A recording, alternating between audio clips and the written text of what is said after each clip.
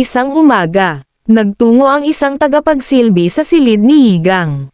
Young Master Yigang, mayroon pong dumating at nais ka daw nilang makausap, sabi ng tagapagsilbi. May nais ko mausap sa akin. Sino naman kaya sila? Tanong ni Yigang. Opo, parang mayroon silang nais ibigay sa iyo, sagot ng tagapagsilbi. Ano naman kaya ang nais nilang ibigay sa akin para sila ay magpunta dito ng ganito kaaga, sabi muli ni Yigang. Ang sabi nila, may naiwan ka daw na jeweled hair stick sa itaas ng Golden Pavilion noong nakaraan, sabi muli ng tagapagsilbi.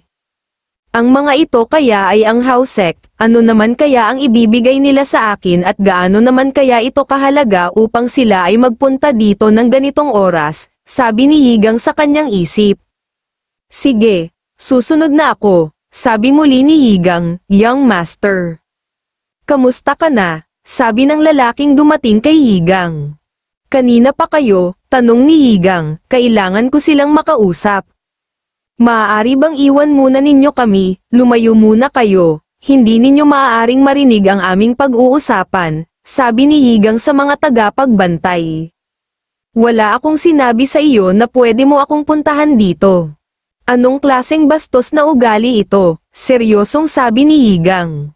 Pasensya ka na Young Master, sabi ng lalaki, ako na ang humihingi ng pasensya para sa kanya. Ako si Jiumhua, ang leader ng sangay ng Hausek Xian Branch. Nakatanggap kami ng kahilingan na maaaring makasama sa iyo. Kaya naman, nagpunta kami dito upang makausap ka, sabi ni Jiumhua kay Yigang. Narito ang mga dokumento na nagpapatunay sa kahilingan na sinasabi ko sa iyo, pagpapatuloy na sabi ni Jiumhua. Hindi ka naman isang mandirigma ng hustisya, sabi muli ni Yigang. Kami ay medyo hindi karamihan, ngunit, mayroon kaming isang panuntunan. Ginagawa namin ito upang bayaran ang mga kabutihang nagawa mo sa amin, sabi muli ni Jiumhua.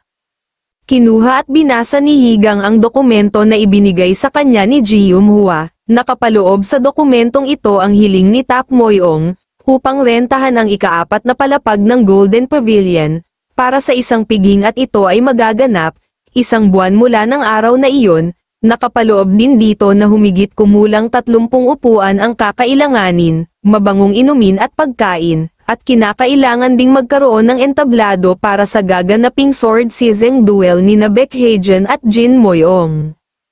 Paano kung matalo ang kapatid niya? Saan niya kinukuha ang tiwala niya sa kanyang sarili? Sabi ni Yigang. Kamakailan, nakita si Tak Moyong ng isa naming miyembro. Palihim siyang bumibili ng mga gamot na pinaghihinalaang lason na pumapawi ng enerhiya. Siguro, kaya siya nagpapahanda ng mga mababangong pagkain at inumin, binabalak niyang gamitin ito, sabi ni Jiumhua. Binabalak siguro niyang ipakain ito kay Haejun, Tak Moyong, isa ka talagang tuso, seryosong sabi ni Yigang. Pero, bakit hindi kayo tumanggi sa kanya? Pagpapatuloy na sabi ni Yigang. Mahirap itong gawin dahil sa aming sitwasyon, sagot ni Jiumhua. Dahil ba nakatanggap kayo ng pera mula sa kanya, at hindi ninyo magawang matanggihan ang ikalawang batang pinuno ng angkan ng Moyong? Kaya naman, pinuntahan na lamang ninyo ako dito, sabi muli ni Yigang. Bigla namang naisip ni Yigang na ano kaya kung gumawa din siya ng mas malaking plano laban sa gagawing ito ni Tak. Makalipas ng ilang oras, nagtungo si Yigang kasama si Jin Leon sa tahanan ni Ryusan Baek, ang pinuno ng angkan ng Baek. Nais mong umalis upang makita ang pinuno ng Changrim. Hindi ako makakapayag sa nais mong gawin, seryosong sabi ng pinuno. Bakit naman po, gagawin ko ito para sa aking Taiyin Chi blockage, sabi ni Yigang. Malayo ang Changrim, huwag ka nang magsayang ng iyong oras at lakas, sabi muli ng pinuno. Ang aking pinuno ay nagtataglay ng malalim na kaalaman sa Chi Arts. Sa aking palagay, malaki ang maitutulong niya kay Young Master Yigang, sabi naman ni Jin Leon sa pinuno. Ikaw ay isang alagad lamang, nagsasalita ka laban sa pinuno ng walang anumang garantiya, sabi muli ng pinuno. Patawad po, sagot ni Jean Leon, naiintindihan ni Yigang kung bakit ganon na lamang magdesisyon ang kanyang ama. Hindi nito magawang mapagaling ang Taiyin Chi blockage ni Yigang kahit anuman ang gawin nito. Nag-aalala lamang ito kay Yigang kaya ayaw nitong pumayag na pumunta si Yigang sa Chongrim dahil baka mas maging malala pa ito, ngunit, nagdesisyon si Yigang na hindi siya susuko, pupunta pa din ako kahit na hindi kayo pumayag, ito ay aking buhay na sinusubukan kong iligtas, kaya naman, huwag mo na sana akong pigilan, seryosong sabi ni Yigang. Ang lakas ng loob mo na magsalita sa akin ng ganyan. Hindi mo nga magawang tumayo sa harapan ko ng mag-isa, galit na sabi ng pinuno kay Yigang. Napakalakas na enerhiya, hindi kakayanin ni Yigang ang ganito kalaking enerhiya, sabi ni Jean Leon sa kanyang isip. Pupunta pa din ako sa Chongrim, sabi muli ni Yigang na medyo nakakaramdam ng kaunting takot.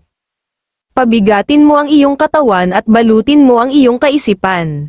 Pag ginawa mo iyon, kahit ang espada ng isip ay hindi magagawang patayin ang iyong pag-iisip, sabi ng matandang lalaki. Alam ko kung bakit ayaw mo akong payagan, nakita mo na walang naging pagbabago sa akin kahit na pinakain na ninyo ako ng Millennium Snow Ginseng. Alam ko na nawalan ka na ng pag-asa, sabi muli ni Yigang. Paano mo nalaman ang lahat ng iyon, gulat na sabi ng pinuno. Pero, ayaw kong sumuko, gagawin ko ang lahat para mabuhay ako.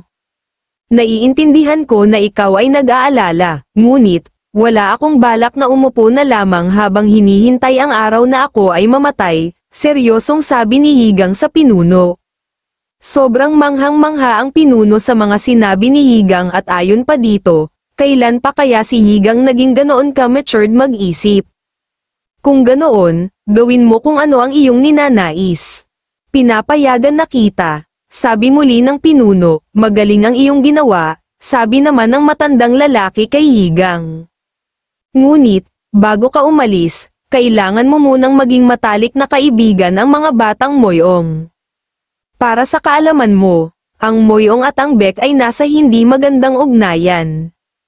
Noong mga bata pa kami, ako ay lumaban sa isang sword season duel sa kanilang scholar sword. Ngayon, kaming dalawa naman ay mga pinuno na, mahirap at nakakailang para sa amin ang magkaayos, paliwanag ng pinuno, hindi pa din ba nila nakakalimutan ang tunggalian na iyon? Tanong ni Yigang, makikitid ang isip ng mga Moyong, magaling silang magtanim ng sama ng loob, sagot ng pinuno, napabuntong hininga na lamang si Yigang, sige na nga, para sa kapakanan ni Heijen, gagawin ko ang iyong ninanais, sabi muli ni Yigang sa pinuno. At para na din sa kapakanan mo, wala ka ni isang kaibigan, sabi muli ng pinuno.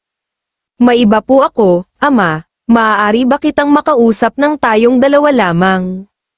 May isang bagay pa akong gustong itanong sa iyo, sabi muli ni Yigang. Kung ganoon, maiwan ko na muna kayo, pinuno, aalis na po ako, sabi naman ni Jean Leon. Makalipas ang 2 linggo, si Jean ay patuloy pa din na nagsasanay sa Ruby Training Hall. Medyo nagamit ko na ang lahat ng aking gitnang enerhiya, pero, magaan pa rin ang pakiramdam ko. Sa tingin ko, ang aking pamamaraan ay talagang napakahusay. Pero, teka lang, pinanunood ba kaya ako ni Heijen habang nagsasanay, sabi ni Jean sa kanyang isip. Ngunit, ng mga oras ding iyon, si Heijen ay abalang-abala din sa kanyang pagsasanay. Ano ba naman iyan, hindi man lang siya lumilingon dito sa kinatatayuan ko. Hindi ba normal na maging interesado na panoorin ang ginagawa ng iba kung nagsasanay ka sa tabi ng iyong katunggali? Medyo natutunan ko na din ang pamamaraan na kanyang ginagawa. Kapag naglaban muli kami, gagawin ko ito laban sa kanya, sabi muli ni Jean sa kanyang isip. Ano iyang ginagawa mo? Bakit mo ako tinititigan? May nais ka bang sabihin sa akin? Tanong ni Heijen kay Jean. Hindi, iniisip ko lamang kung pupunta din dito ang iyong kapatid upang magsanay, pagdadahilang sagot ni Jean. Hindi siya pupunta dito, masyado siyang abala ngayon, sagot ni Heijen. Sigurado ka ba? Baka naman may sakit lamang siya kaya hindi siya pumupunta dito, sabi muli ni Jin. Itigil mo ang bibig mo, seryosong sabi ni Heijen. Bakit? Totoo naman na mahina ang iyong kapatid, sabi muli ni Jin. Malakas ang aking kapatid, nagawa pa nga niyang manalo laban sa akin dati, sabi muli ni Heijen. Ha, hindi yan totoo, gulat na sabi ni Jin. Seryoso ako, hindi ko man lamang nailapat ang kamay ko sa kanyang katawan at lumipad ako sa isang suntok niya sa akin, sabi muli ni Heijen. Nagsisinungaling ka, sabi ni Jin. Hindi ako nagsisinungaling, nagsasabi ako ng totoo. Teka nga lang, abala ako sa aking pagsasanay, huwag mo akong kausapin, sagot ni Heijen, at ayon pa kay Heijen, hindi niya sasabihin kay Jin na naglalaro lamang naman talaga sila ni Yigang. Ano ba? Magkwento ka pa sa akin, sabi muli ni Jin. Bigla namang bumukas ang pinto ng Ruby Training Hall. Nagsasanay pala kayong dalawa, sabi ni Yigang kina Heijen at Jin. Hang, nagpunta ka din ba dito upang magsanay? Tanong ni Heijen. Oo, medyo nakapagpahinga na ako, kaya naman, naisipan kong pumunta dito, sagot ni Yigang. Bakit kaya hindi tayo maglaban gamit ang kahoy na espadang ito? Pagpapatuloy na sabi ni Yigang. Kaya mo ba, mayroon ka bang sapat na lakas? Tanong muli ni Heijen. Oo naman, maayos na ako, sagot ni Yigang, pero, nanunood si Jin, pabulong na sabi ni Heijen kay Yigang. Ano naman ngayon kung nanunood siya? Sabi muli ni Yigang. Pero Hang, nag-aalalang sabi muli ni Heijen, maghanda ka na, sabi ni Yigang. Nagdadalawang isip si Heijen na labanan siya. Malakas nga ba talaga si Yigang, sabi ni Jin sa kanyang isip. Huwag kang magiging maluwag sa akin. Gawin mo lang kung ano ang nararapat mong gawin, sabi ni Yigang. Sige, sagot ni Heijen, nagsimula ng maglaban sina Yigang at Heijen. Habang si Jin naman ay nanunood sa kanilang dalawa. Napakagaling, nagagawa pa niyang umatake habang siya ay umiiwas sa pag-atake sa kanya, sabi ni Jin sa kanyang isip. Umataking muli si Heijen, ngunit, biglang nabitawan ni Yigang ang kanyang hawak na espada. Sa ilang sandali ay biglang samuka ng dugo si Yigang at ito ay nahulog sa sahig. Bigla namang natigilan si Heijen at naisip niya kung ano kaya ang kanyang nagawa upang mangyari iyon kay Yigang.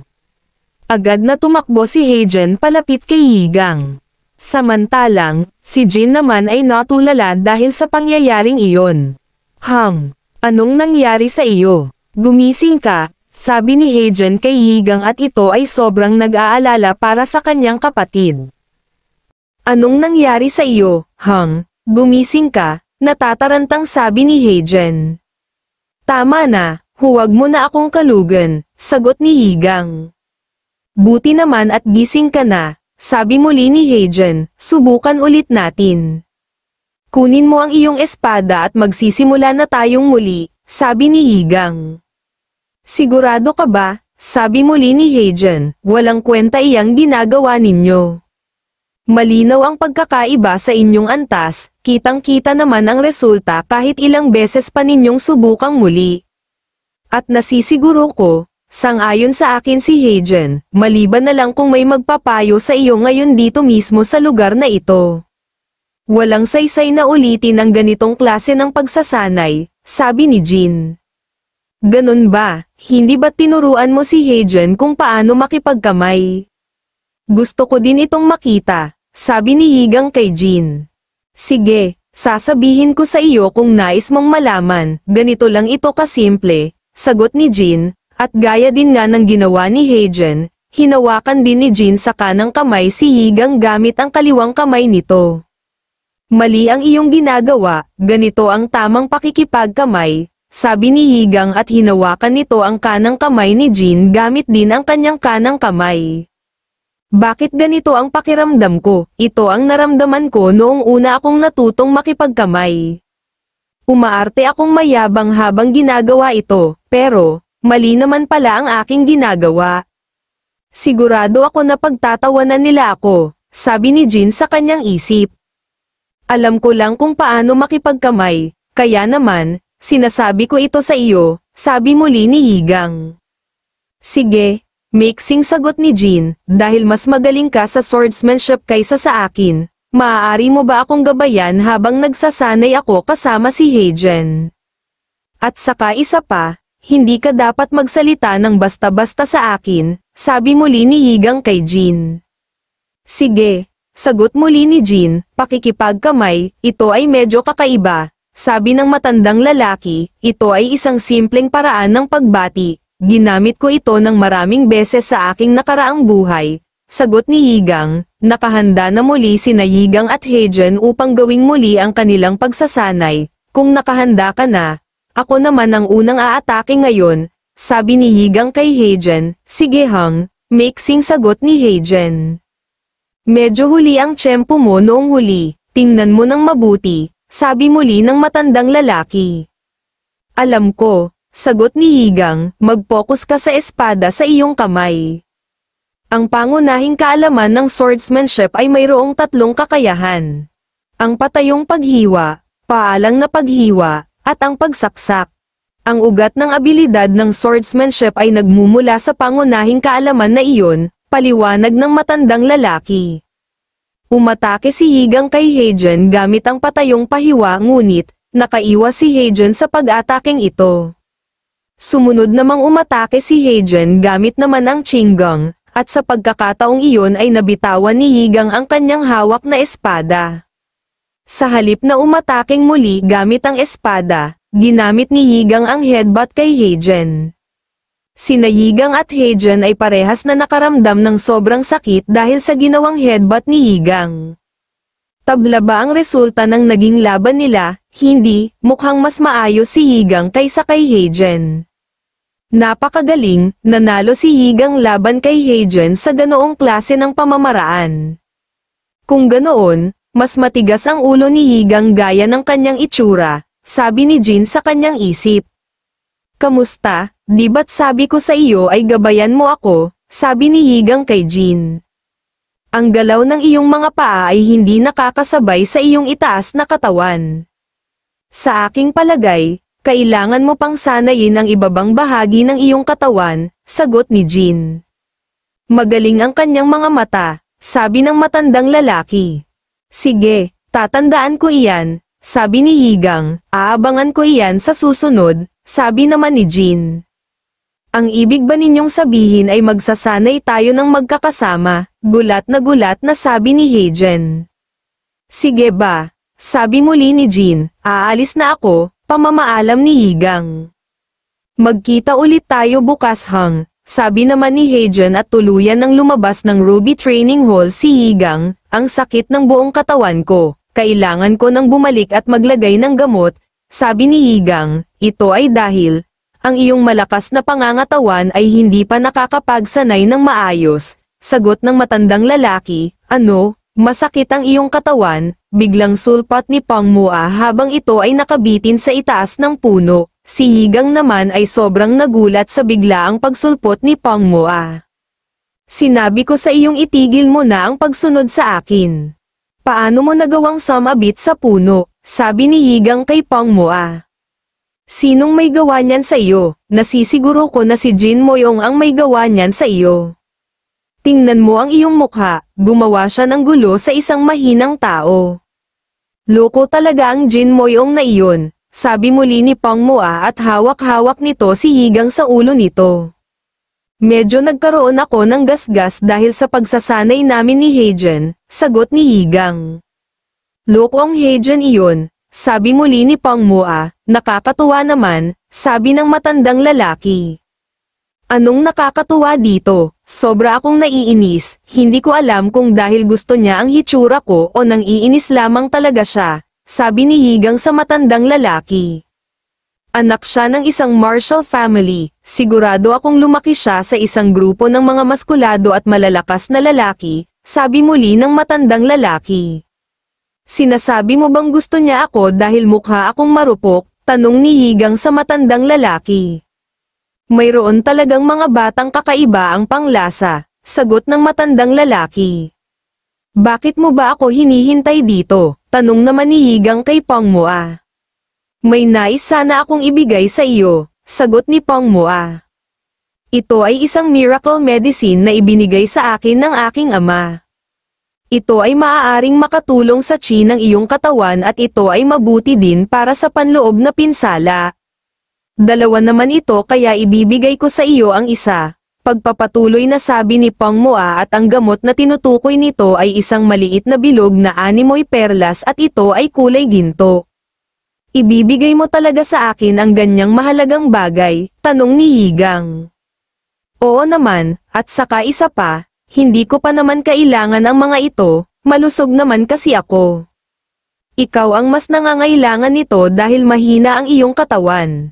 Sige na, kuhanin mo na ang isa at kainin mo ito, sabi sa akin ni ama, kailangan na itong kainin agad kapag kinuha ito sa lalagyan, sabi muli ni Pangmoa, agad namang kinuha ni Yigang ang isang piraso ng miracle medicine at kinain ito, tingnan ko nga, ito ba ay gawa sa 100 taong gulang na fleece flower na may makino, licorice, at honey, sabi ni Yigang at naisip nito na ito ay magiging epektibo din para sa pagpapahusay ng panloob na enerhiya.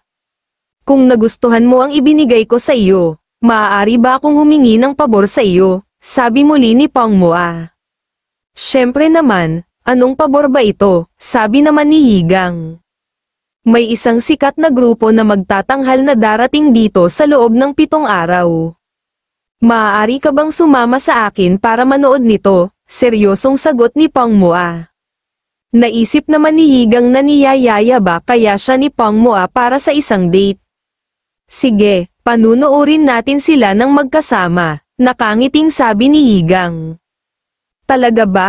Pangako iyan ha, kung ganoon, magkita na lamang tayo sa araw na iyon, sabi muli ni Pangmoa. Sige, magkita na lamang tayo, sabi ni Yigang at nagpaalam na si Pangmoa at iniwan na nito si Yigang, akala ko, hindi mo siya gusto, sabi ng matandang lalaki kay Yigang, binigyan niya ako ng isang pambihirang gamot, gagawin ko iyon bilang kapalit, at saka isa pa, hindi naman mahirap gawin ang hinihingi niya. Sagot ni Yigang, habang papalayo, medyo kinikilig at napakaganda ng ngiti ni Pangmoa dahil ayon sa kanya, lalabas sila ni Yigang nang silang dalawa lamang.